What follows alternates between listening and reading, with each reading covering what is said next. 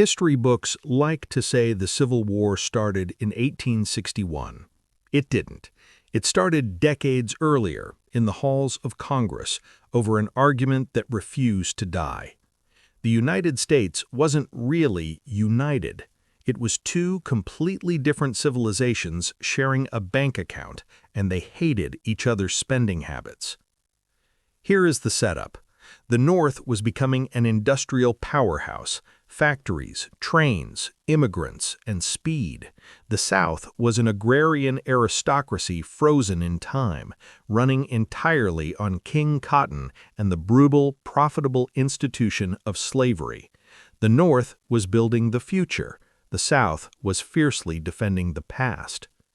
The friction wasn't just about where slavery was, it was about where it was going. Every time the U.S. expanded west, the argument exploded. Would the new state be free or slave? This mattered because of math. If you have more states, you have more senators. If the North got more senators, they could ban slavery. If the South got more, they could protect it forever. It was a game of musical chairs played with human rights. Politicians tried to put band-aids on this. They signed compromises in 1820 and 1850, which were basically agreements to ignore the problem for another 10 years. But then people started shooting. In Kansas, pro-slavery and anti-slavery settlers started murdering each other in the streets. This was Bleeding Kansas, the dress rehearsal for the war. Then came the election of 1860. The Republicans nominated Abraham Lincoln.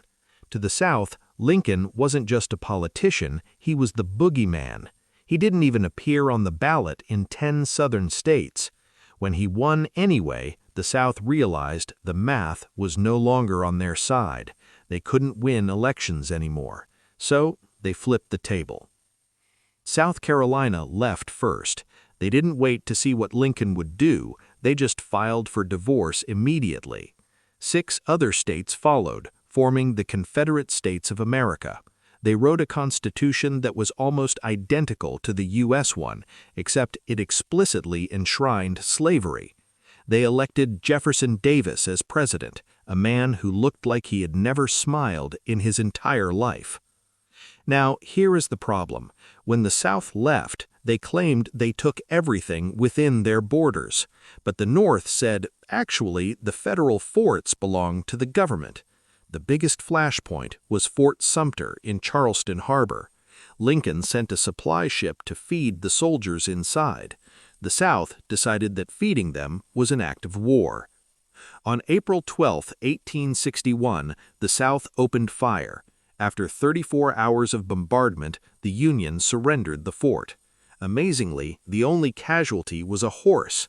This convinced everyone, North and South, that the war would be a bloodless 90-day adventure, a quick slap fight to settle the score. Lincoln's strategy was the Anaconda Plan.